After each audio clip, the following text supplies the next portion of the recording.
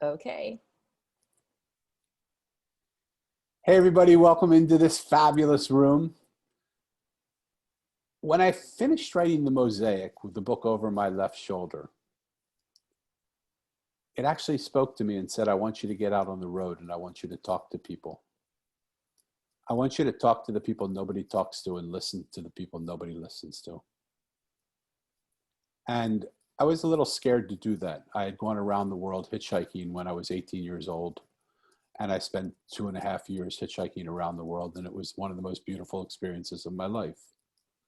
Now I'm 65 years old. My body aches in places that I can't even tell you about. And I thought, how am I going to do this again? Like, what's going to happen? How will I be able to actually put up with it? And I was looking for sponsors to get me vans and hotels to sponsor me on nights when they were open, and restaurants to sponsor me. And then I would promote all of that. None of it happened. And so I drew a line in the sand and I said, you know something? What's really happening is I'm just scared to death to take this trip because I'm scared that I'm not able to do it anymore. So I'm going to draw a line in the sand, and May 1st, I'm going to leave. No, I don't care what happens. April 20th, they closed down America because of coronavirus, and they said nobody's going anywhere. And so my line in the sand became sand over my line, and I wasn't able to do it. And it really sort of saddened me because I had mustered up all of my strength, all of my courage. I was ready to do it. I had talked to all the people I needed to talk to about being gone for perhaps a very long time. And then it came to me. It's different to have conversations on Zoom. It's not as intimate. I can't hold you. I can't love you. I can't hug you. I can't have you cry on my shoulder or cry on your shoulder. But we can at least talk to each other. And in some ways, it's even safer to talk to a stranger from the confines of your own place, protected by the screen. You can always exit, and you're done. So I decided I would put up a note and say I wanted to talk to 50. I wanted to have 50 conversations with 50 strangers. I thought it would take me about a month and a half to have 50 conversations. The response to my note was 250 people responded to my first reply. And then friends of friends of friends started to reply and say, this one was on. And today, the person that's in the room is a friend of mine who I was only a friend of mine because I met her as a stranger in this room. And I like that world. When we live in a world where people are strangers, we live in a strange world. But it only takes a very short period of time when we sit down and we really love the person that we're sitting with. And my only agenda in this room is to love and accept the people that come in, to listen to them and hear them, to acknowledge and validate them for what they're saying. And it's amazing what happens. When that happens, people suddenly realize that they don't have to be who they're not, and all that they're not falls away. And who they are just comes out right without opposition. They're so happy to be themselves. Sometimes they see themselves for the first time they've ever seen themselves. So that's what I do. The fact that it's sponsored by the Mosaic, it thrills me because the Mosaic's that story. It's a story about a boy who loses his parents, and he asks the adults where his parents are, and they tell him they're in a place called heaven, and sets out in search of the place called heaven. And he just starts to talk to everybody along the street. And what he finds is that in talking to them and listening to their stories, they're completely different than the person he originally thought he was coming up to. And I'm constantly being schooled on that. In the green room with Martine today, I was schooled on that. Because I had formed a little bit of a first impression about her from some of the things that I've seen and some of the things that she's done. Beautiful, beautiful soul. But I had formed the impression that she's very sales driven. And I had a conversation with her, and she's the sweetest, beautiful, most beautiful person. And I just saw once again how wrong my first impressions are. And when given a chance to just have a conversation with somebody, how that completely changes the perceptions that we can have. So I want to thank the Mosaic for sponsoring it. I hope that people will pick up the book from the little bit of the story that I told. But that's yesterday. Right now, from the Philippines to San Diego, we are able to connect with each other through this fabulous thing called Zoom. And I just want to welcome Martine De Luna into the conversation. If I didn't say your name correctly, please tell me. That was correct. Okay, Yeah, good. that was Martine, correct. Martine, welcome into the conversation. How are you today? Thank you, Danny. I'm really good. It's a beautiful kind of overcast Monday morning here. I just got off about an hour of meditating, so I really feel good. Feel good to meet you for the first time this morning. Yes, I like that too. So you've heard my conversations with Jessa, and you've probably heard my interest in the fact that "how are you" has become a little bit of a salutation now in the way we use it in our languaging. We talk about it not really from a place where we really want to know how somebody is, but how just it's sort of like, "Hi, how are you? Great, good. You want to tell me? Oh, okay, no, I got to go." Right? Yeah. But so we've gotten used to, yeah, I'm good, I'm great, it's all good. But I really want to ask you to go a little deeper with me, if you might, because I really, for one, I'm interested in how you are. We're in the midst of a global pandemic. People are at each other's throats, no matter what country you live in. We are watching the world take a look at color like it's never looked at it before. I thought in the 60s when I was growing up, we had beat this. I had marched in those same marches that seem like they're happening now, and I thought it was over, but it certainly isn't over. We still have real racist beliefs and prejudices towards people around the colors of their skin, what borders they live behind, what countries they come from. We have problems as men to women and women to men in a Me Too movement where women are standing up and saying, I'm not going to be treated like that anymore. You can't just touch me in inappropriate ways and do that things and think that's okay. And we're starting to take a look at how we treat the world around us and how the world around us won't stand for it anymore. Yeah. We're starting to look at organizations and businesses and companies that are not what we thought they were. Absolutely. And everything is melting around us, right? And so, tell me really, like, within the context of this ever-evolving world, that it seems like it's sort of decaying right in front of our eyes. How are you doing, really? Okay, to be honest, I started this year really on a high note.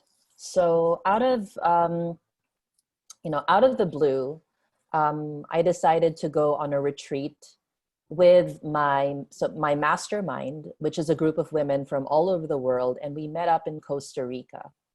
And that was the first time I'd ever traveled to South America from way over here in Asia. And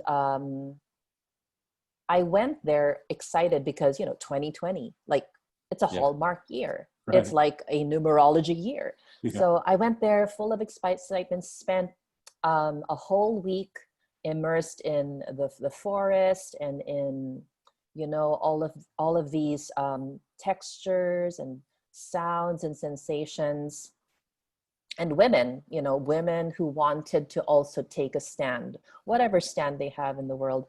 And I was intending to come back to the Philippines. This was just right after New Year's, with the intention to be, some kind of an impact on the world, at least what I knew the world to be in January of 2020. Yeah. But we came back here to a volcano in my country because I'm from an archipelago on the Ring of Fire. Wow. So volcanoes, right? So there was a volcano that erupted here, and I came back knowing that I would be coming home to a different place that I left. And so when I came, they had the masks already over here before the whole virus because of the volcano. And then after that, I don't know why, but I was really affected when Kobe Bryant died. Yeah. Like, and I'm not even a fan, who is this guy? But then I was really affected.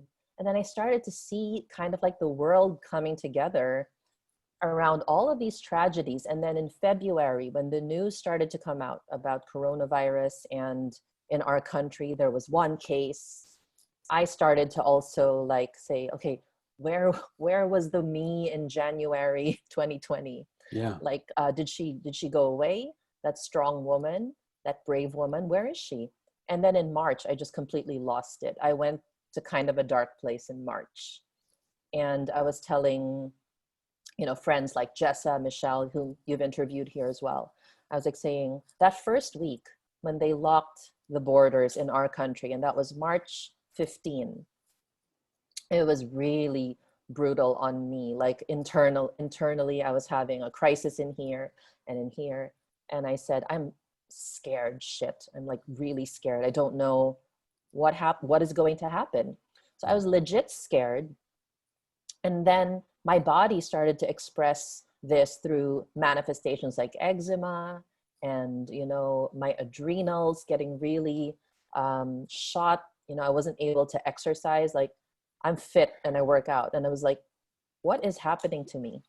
And that was how I began this year. We think we begin the new year with, all of these, like, we want to impact the world. But when I was able to get kind of like past that dark week, from mid-March to the end of March, it was like a week or so that I was in this like dark night of the soul. I said, you know what, this is here and I'm not going to resist it. I'm not going to resist what's happening. And that brought up some, that week brought up some stuff in me. Like, I was reacting on everything in social media, like about our government and about what they were not doing. And I was getting really triggered. And that's when I started to see like all of the unconscious stuff within me, all the anger, all the darkness start to come out of me. And now when I look back in hindsight, I think that had to happen for me to look at the situation as I do now. And what I've learned from, having a lot of time to meditate more than I ever used to, and to have a lot more intimate conversations like this with people like you around the world. I've met people that I've never, like would have met before, like in Eastern Europe and, like in other parts of Canada and Asia and South Africa, all on Zoom. Yeah. And I was saying, this really has turned everything around, because now people are searching for other people through this platform to connect, because the way we thought we had to connect before, like this whole travel lifestyle, it's just not possible for us right now. So we work with the possibilities. Love it. And I haven't met as many people as I have, the way that this has kind of like created the opportunities for me. And I'm enjoying it, because it doesn't mean that there's, the stuff out there has changed, like there's still a lot of stuff going on externally. I've turned off the news since March so that I don't have to, always be tuned in. Yeah. I've even judged myself for that. I'm like, am I being selfish? Am I like hiding from, what's going on? And I just learned to trust in my inner guidance. I'm like, no, you're doing what you feel is your heart leading you to do, that your heart is leading you to.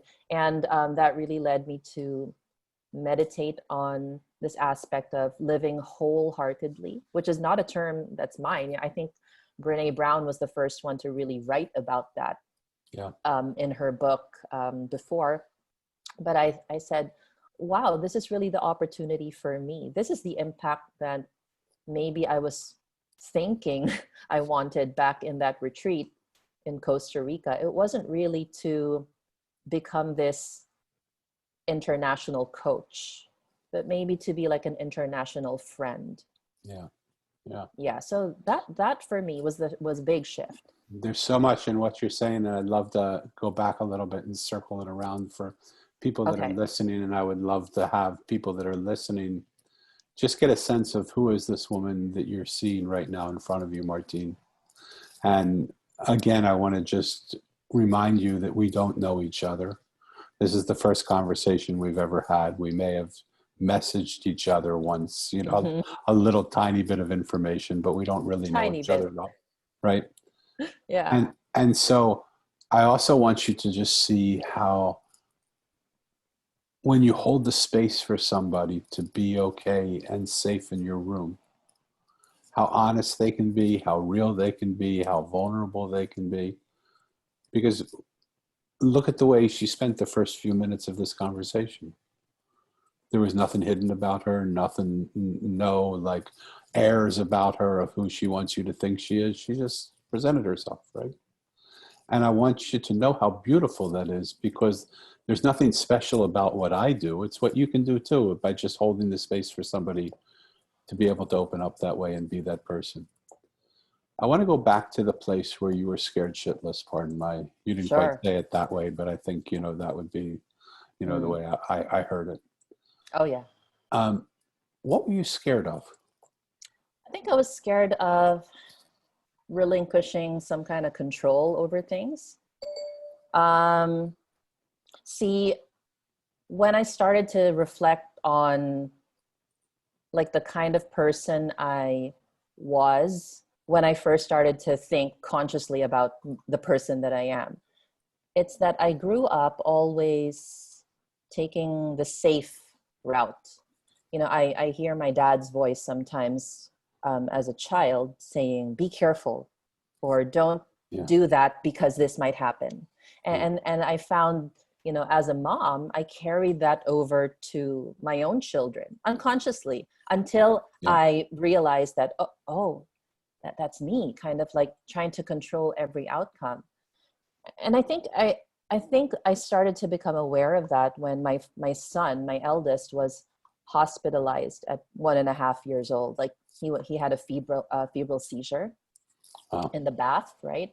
And I freaked out, and I said, you know, what did I do? You know, like, Yeah. how come he's having these seizures? And you know, I eventually found out that they're harmless. I had them as a child, but I started to see that I was a scared parent. Like I was Yeah. programmed to always kind of like save my children. And that was hard. Like that was really hard to admit to myself. And I remember that when all of this happened, and that's what scared me. I said, it feels like that. It feels like that time when he was having a seizure and his eyes were up his, you know, eyelids. And I was like, I don't know what this is. That's Yeah. it. That's what it felt like, Danny. Wow. Wow. Yeah. And I wanted to ask the listener to be a part of this conversation. You may not be in the discussion, but be a part of it in your own discussion with yourself, and allow me to ask you the same question. What are you scared of? And can you be as honest with yourself as Martine has been with me? Control is not something that we just let go of that easily, unless Oh no. so it what I want to just jump on, and not jump on in any way, but I just want to dive down deeper into it, Mm, is so you realized over that week that you had this to relinquish some of this control. yeah. It was a dark week. You saw things about yourself Mm, that you didn't run away from. You looked at it, from what you're telling me. yeah. At the end of the week, what happened to allow you to get out of that darkness? Because I know there's Mm, some people here that are in that darkness, or feeling that darkness, or feeling that lack of desire to relinquish control. okay. Yeah. What happened for you? I don't want you to teach them as much Mm, as I want you just to tell them what happened to you. yeah. Well, I remember journaling this so that I wouldn't forget it. And I remember just choosing to be that person that didn't have to know the next step, because I've always been that person. I'm a researcher by nature. Yeah. Like when I think about my children or my health or my family, I go to people, I ask their advice, I read the books, I go down the rabbit holes. But there was none of that for any of this. Nobody in the entire world knew. And that's when I got a clear sense that I'm the only solution to this, like me. So if I'm going to change anything, it's just the opportunity to change me. Because I can't like put a safeguard around my children and be in fear that they'll get sick. Yeah. Or my husband, who, you know, he has to go out to the office and things like that. I can't put a cage around my mom and my dad, who are senior citizens, or my elderly grandmothers who are still alive. Wow. In their 90s, you know, like, yeah, God is good, right? And I just had to come to that place where, Martine, can you be okay with not being okay for wow. however long this is? And I remember seeing like myself as a bed, you know, just in Yeah. in how I would visualize it. Like, I'm a bed. And then the child that was coming up from within, because that's how I see it. All the fears was just like my fears as a child inside of me and somewhere, you know, coming up, and me now being like a safe bed for that child just to lie on. Just like my 5-year-old here on the couch, she's just lying there watching me. Yes. And I feel like that's what I'm called to be right now. I'm supposed to be that bed for whatever fears, whatever comes up for me, and to just be that bed, not the doctor, not the physician, not the coach, not the counselor, or all of these things that we think that will fix that state, right? Yeah. Do you feel that that's the way you present yourself in social media? I feel like I'm becoming braver in talking about it. Yeah. See, people have this perception of me because I am a marketer. I've been very good at that the last 10 years that I've been doing it. Yeah. And in different capacities, you know, different roles as a marketer. And so I've also been unpacking that part of me. Yeah. Because I'm very good at persuading people. Yes. But on the flip side as well, when I think about, you know, what's the raw and real stuff where my education and all of the things and tactics people have taught me are not there. What is that? Yeah. And that's the little nudges that I put out there sometimes. I always say to people, like, lately, whatever I'm putting out there on like social or on my website, a lot of it now is actually me talking to me, like what I believe is the me, capital M, the higher me that is somewhere in a space that just comes to me when I'm meant to receive it. Yeah. And then the me here, this me in the time that we are in the now that we are in. Yeah. And I'm learning that. Yeah, that's my lesson. Painful lessons at times, because my higher me will sometimes come and put a dagger through my heart. But yeah, I think that's the reason the reason why I'm so interested is because our processes are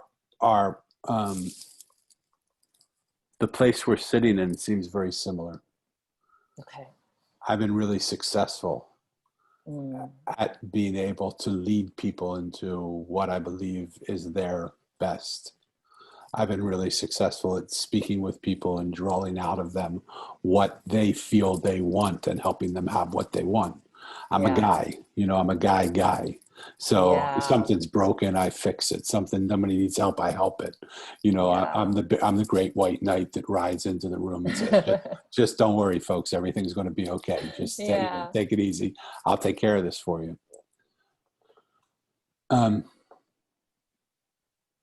About 18 years ago, my wife passed away of the most painful cancer you could ever imagine.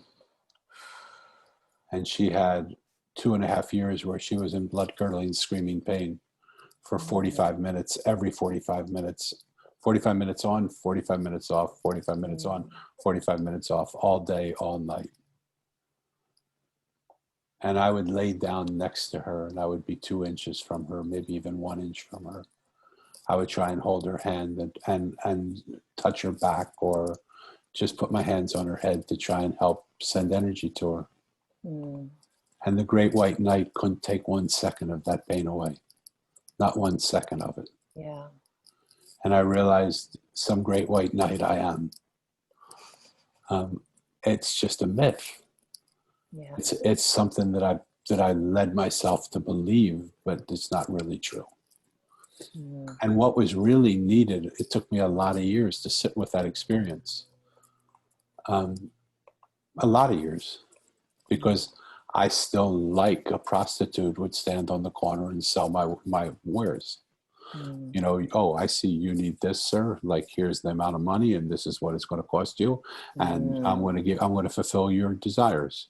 And I wasn't a sexual prostitute, but I was a spiritual prostitute. Yeah. I get that. And it's only in writing the Mosaic that I realized there's another type of world that exists. There's a horizontal world.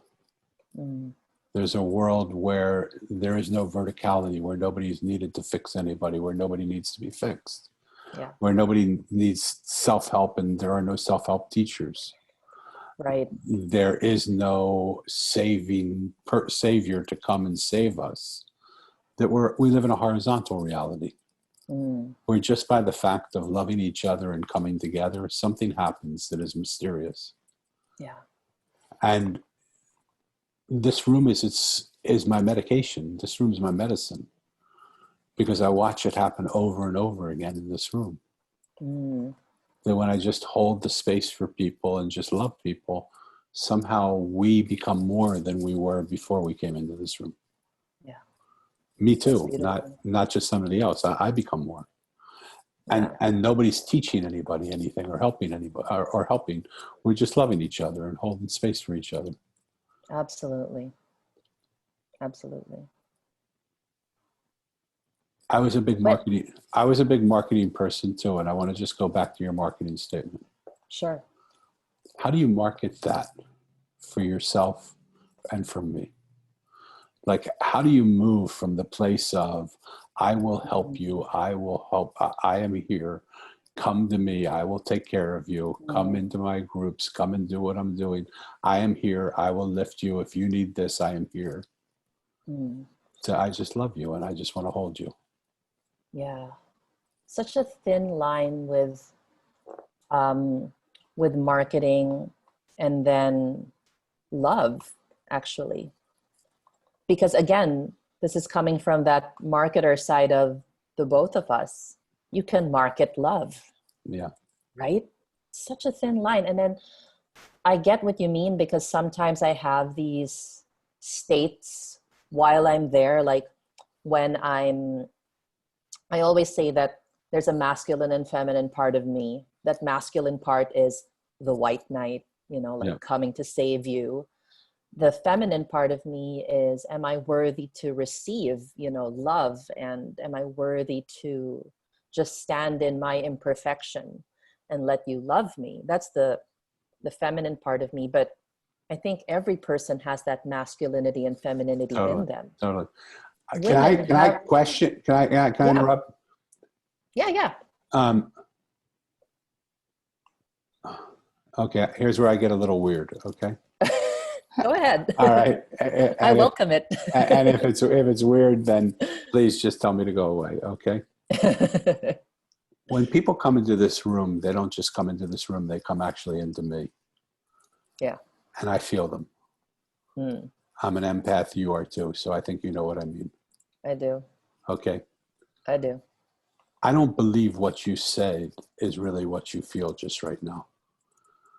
That's me unpacking the marketer in front of you, getting naked. Yes. But I believe you're And you tell me if I'm wrong, and I'm challenging No, you to keep know going. what you believe. Okay. Yeah, keep going, keep going. Let's see where it goes. I understand the masculine side of you because that's me, but my feminine side of me has nothing to do with am I worthy. It doesn't have anything to do with not being good enough. It has to do with loving myself so much and caring about you so much that I don't want to fix you or change you. I just want to hold you in my arms and love you. I was getting at that. Okay. And because so right now, because right now what I bring to my marketing, if I can separate it and at the same time unite it, it's that there's nothing in you to fix. Because I used to believe in a lot of, I've been through personal growth, like a lot. Like I'm one of those self-help junkie type of people. But then I realized, why am I doing all this? Why am I buying all these books and getting all these audios, and like, what am I telling myself? And then I realized it was that I'm broken.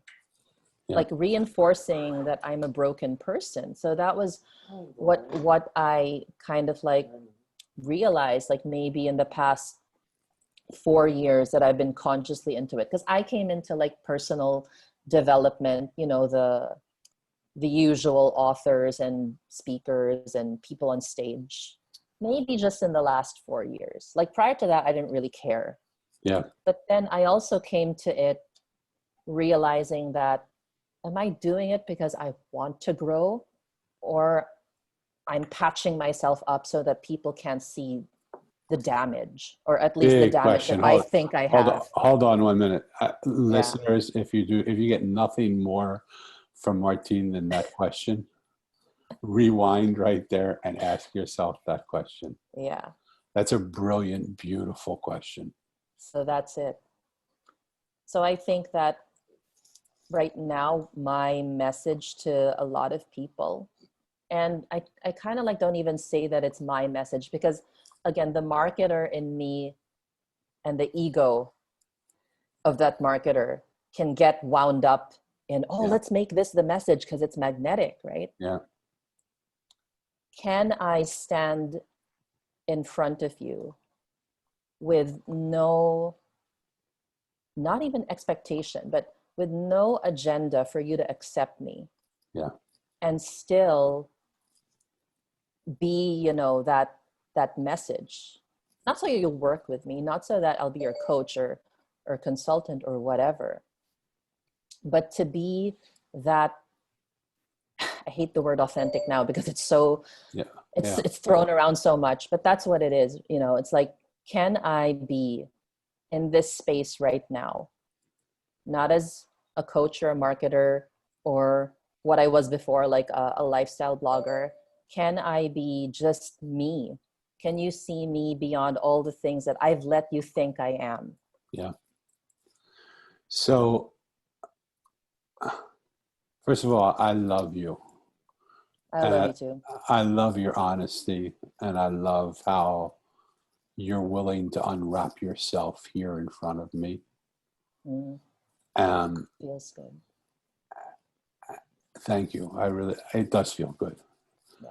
And I would really love to invite you from this frame of mind to go back and start to read some of the posts that you have on social media. Even the ones that you think are doing what you say. I think that there is such a craving and such a need and such a desire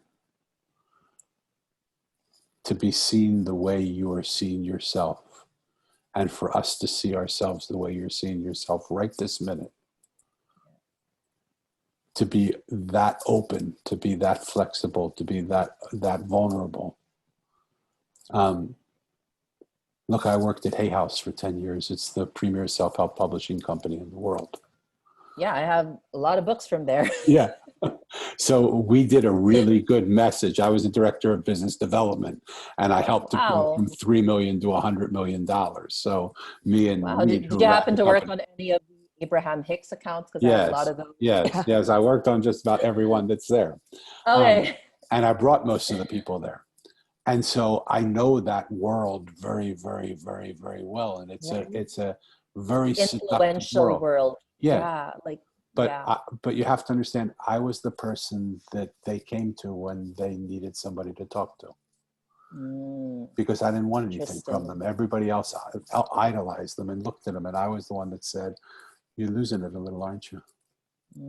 You're getting caught a little bit in what people are thinking. And I remember one fellow coming up to me and saying, Danny, if you ever see that happen to me, will you promise me something? I said, sure, what's that? He said, I want you to bend me over and I want you to give me a big swift kick in my ass if you see that happening. And I said, really? And he said, yeah. I said, okay, then bend over. I give you permission to, anytime you get a hit from yourself, to buzz me on Facebook. Okay, thank you. Thank you. Knock, knock. But listen to the rest of the story. So I said, that's really beautiful. So bend over. And he said, no, I'm really serious. And I said, no, I am too. And it took him 5 years to talk to me again, because he was so mad at me for doing what he told me to do. Well, it happens. Yeah. And so it's so easy when people love you to start to forget who you actually are and to start to think you are what they think you are.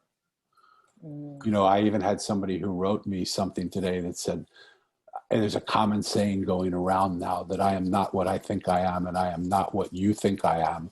I am what I think you think I am. And I said, you know, I said that makes nice copy, but it just isn't true. I mean, it isn't true for me. I am definitely not what I think you think I am. I really could care less what you think I am. Really, what I care about is what I know I am. And when I can carry what I know I am into the world, who I am becomes beautiful, becomes the flower that just radiates the love that it radiates. If people like it, great. If they don't like it, great. No big deal. Yeah, it's just, if you see it, you can stoop down, smell it, or just pass by. So let me ask you something, because you're so honest. What are you most scared of? I'm most scared of, that's a really good question. Let me go deep within that. And you've got some sort of chimes going on for you too. Oh, that's my daughter and her, her stuff. I thought that my greatest fear would be to lose my family.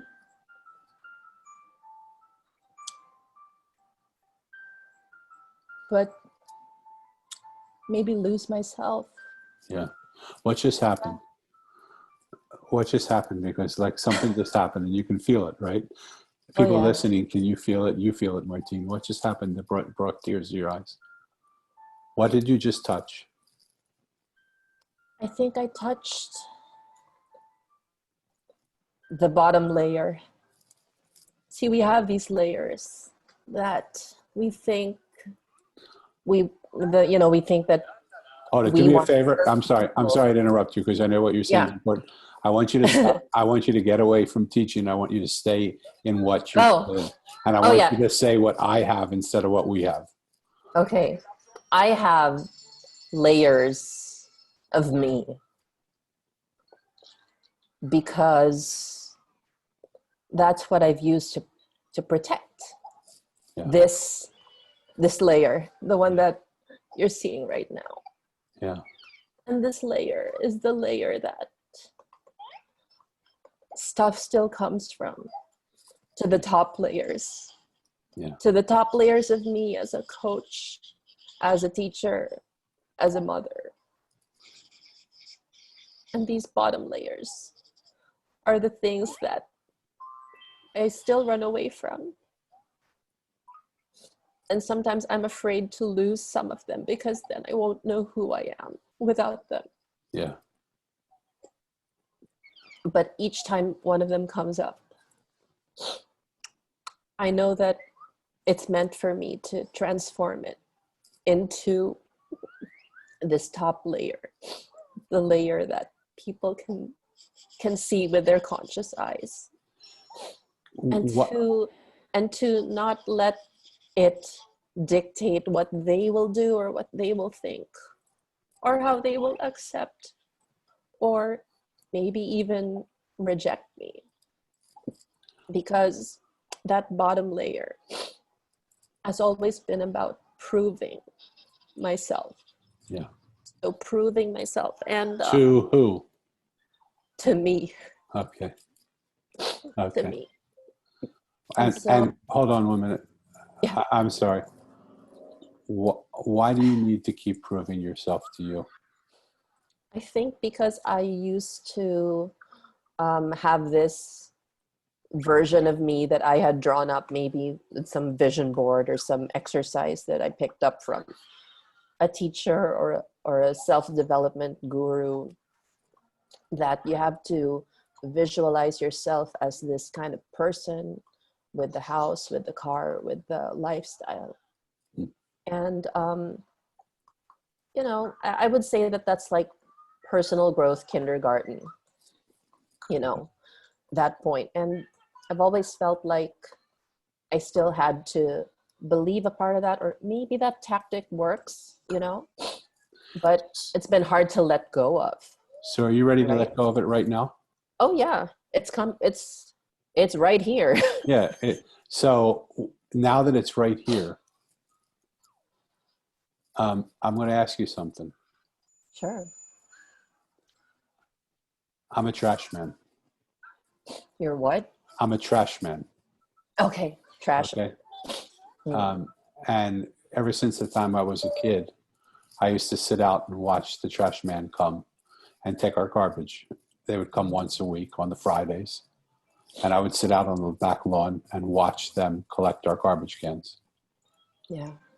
And they would get off their truck and they would pick up our cans. They would throw it into the truck. They would grind the garbage up, and they'd go to the next house.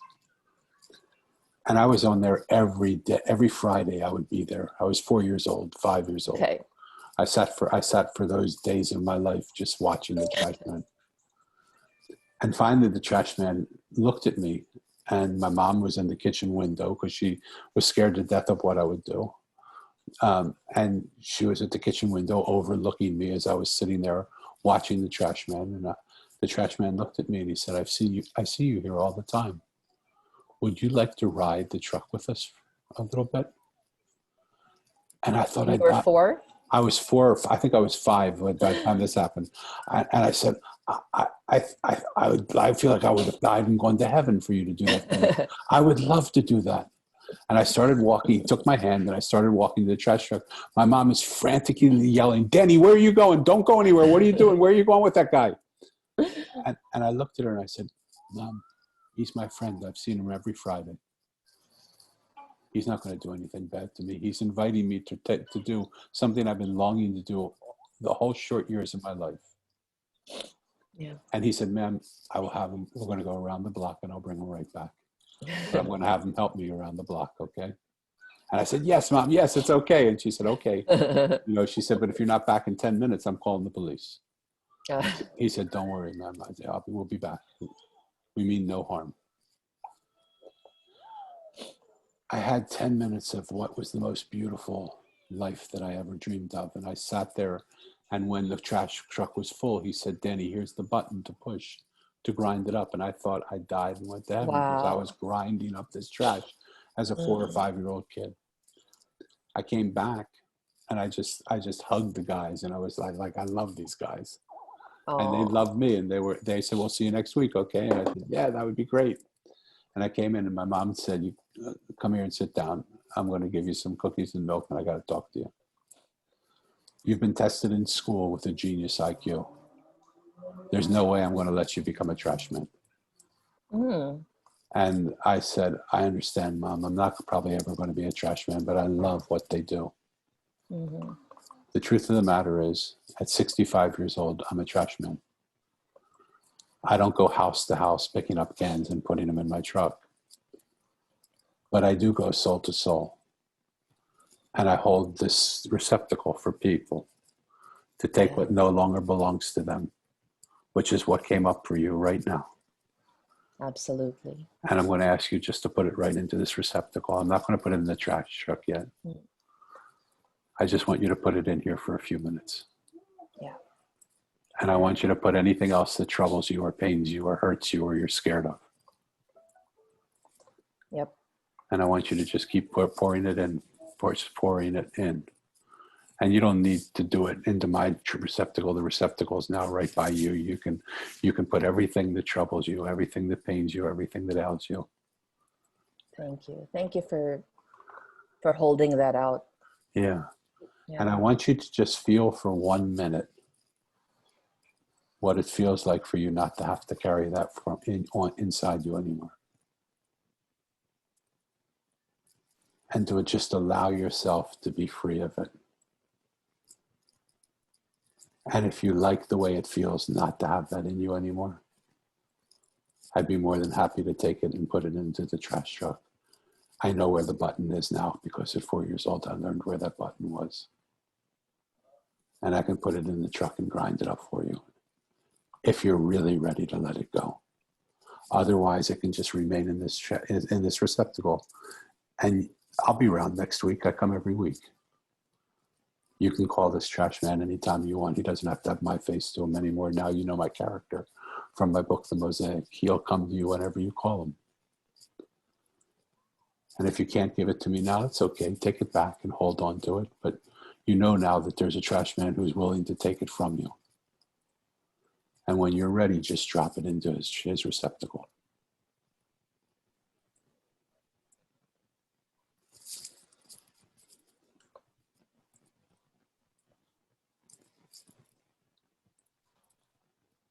While Martine's doing her inner work, I want to ask you as a listener, what's your trash that you're carrying around? The trash man is right by you right now as you're listening to this as well. He has multiple trash cans, multiple receptacles. He has one right there for you right now. And it's bottomless. It can take everything that troubles you. Let him take your trash. Just give it to him. He doesn't. It's his job. He loves it. He's got the best job in the world because he takes everything that you no longer want and gives you the freedom of feeling what it's like to not have to carry that shit around with you anymore.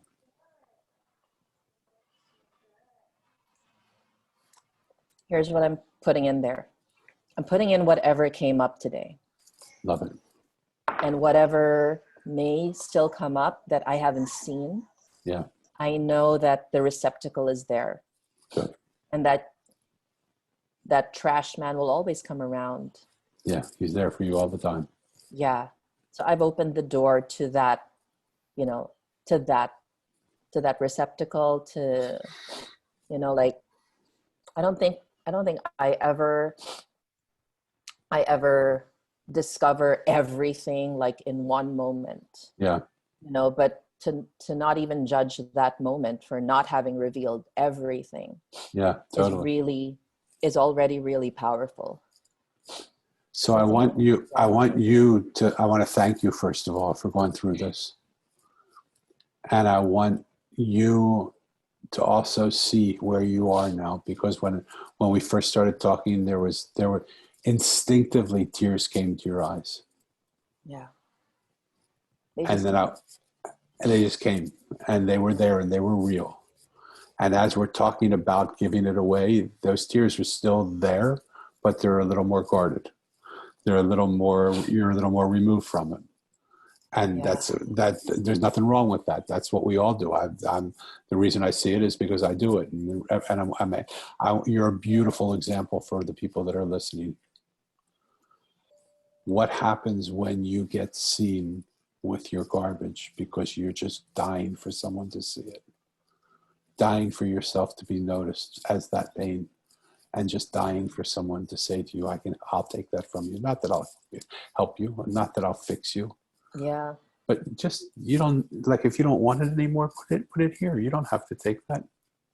Mm-hmm. I didn't do anything to fix you or help you. I just offered you a space to put it in, right? Absolutely. And I think that was what made it the most powerful, because we can go out and say we want to help people, like back who I was in January.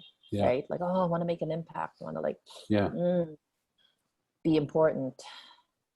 But I think the most important thing was like what happened right now.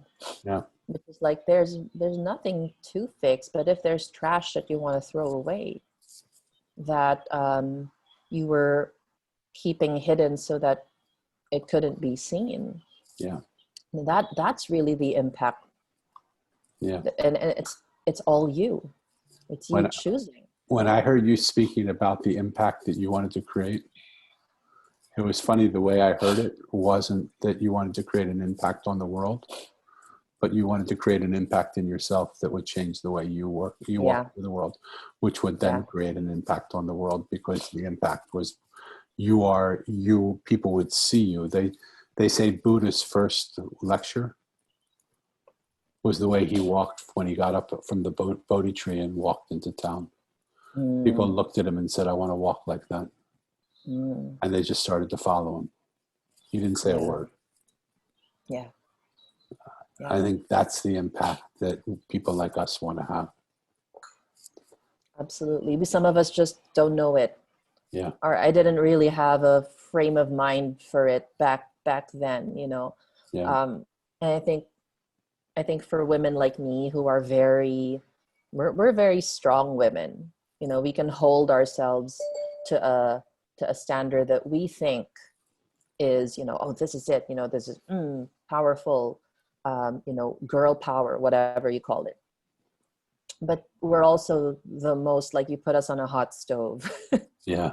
And we're like, oh, okay, so this is where it's at. This is what's going to reveal me. Yeah. And I think that's what happened, you know, like for me today. Like, not a lot of people can hold that space for me, and I think that's why I wanted to do this as well. Thank you. Because I knew that maybe there was something, and like I said, I went into here not knowing. Yeah. And I think I could use more of that. Yeah. I'm always here for you. Thank you. I'm always here for you. Thanks, okay. Daddy. If you had 2 minutes from this place. Oh, look how nice. Oh, this is my eldest. Yeah. He's very empathic too. Is he worried that you're not okay? No, he just woke up. So he always hugs me. Right. Okay, great. If you had 2 minutes from this place, not from the place that you've spoken from even before this conversation, but from this place right here, that you wanted to say what you really wanted to say to people but have never been able to say before, or haven't been able to say in this way, what might you say? Just a few words come to mind, Danny. It's don't listen to me. Listen to you. Yeah. That's it. Love it. Love it. That's it. Love it. Mm-hmm. Martine, I want to thank you for being with us. Thank you. Thanks for this space. Thanks for this conversation. Thank you for walking into it without knowing anything about what would happen. For the people who are listening, I want to thank you for being here with us. If you have fallen in love with Martine and want to get in touch with her, all of her resources will be in our show notes. But Martine, what's the surefire way for them to get to you if they want to work with you or just be loved by you or be held by you, or what would be the best way they could contact you?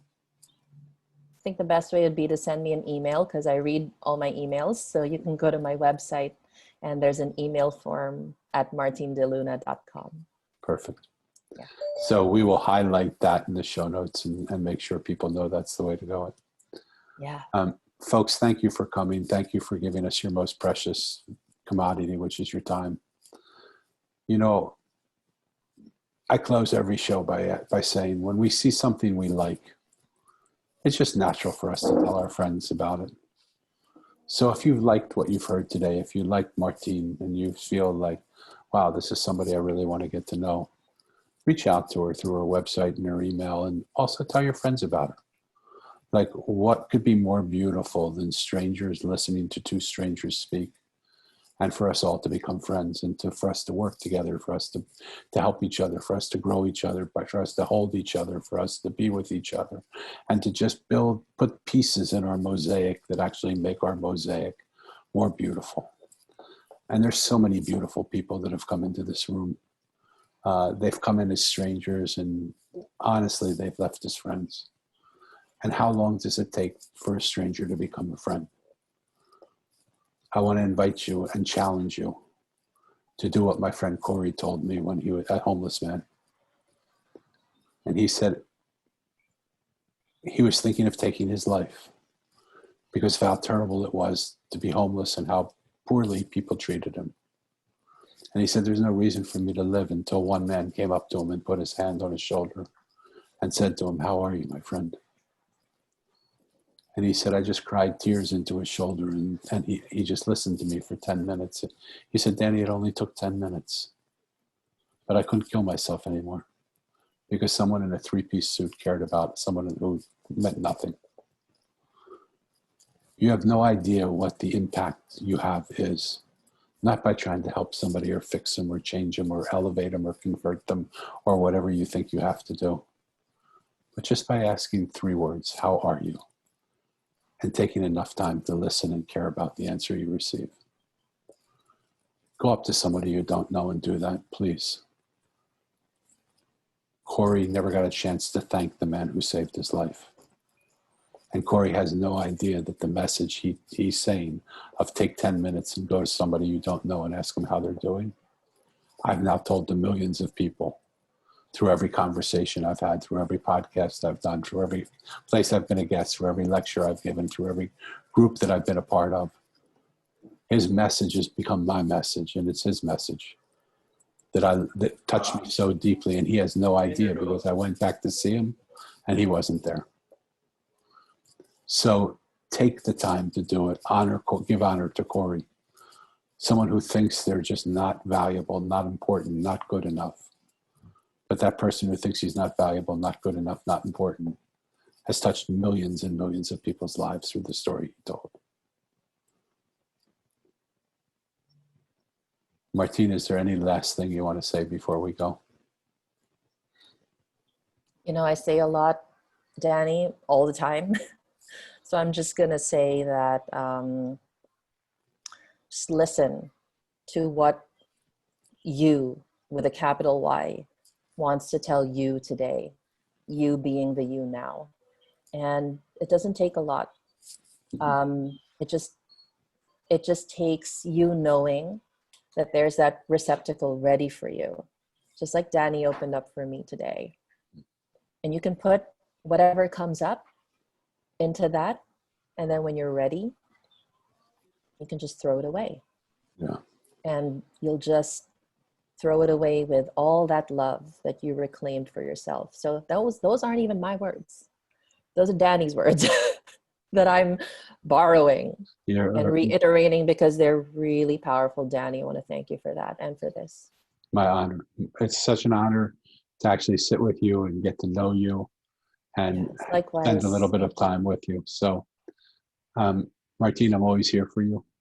Thanks, Danny. I'm here for you now that we know each other. And people listening, I would say, I'm going to put Martine in with me and say, we're also here for you. We are. If you want to have a conversation, please get in touch with me. I would love to have a conversation. They are free of charge. There's nothing asked of you.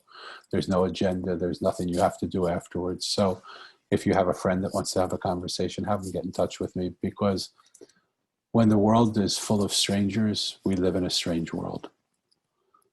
But when the world is full of friends, that strange world becomes a friendly world. We could use a friendlier world right now. And if we do it one by one, 10,000 by 10,000, 1 million by 1 million, 10 million by 10 million, 1 billion by 1 billion, who knows what world we could live in tomorrow. Until the next stranger comes in, be kind to yourself, love yourself, be kind to each other, love each other, and just hold the space. for people to just be exactly who they are with you. Until next time, again, Martine, thank you. Folks who are here, thank you. God bless.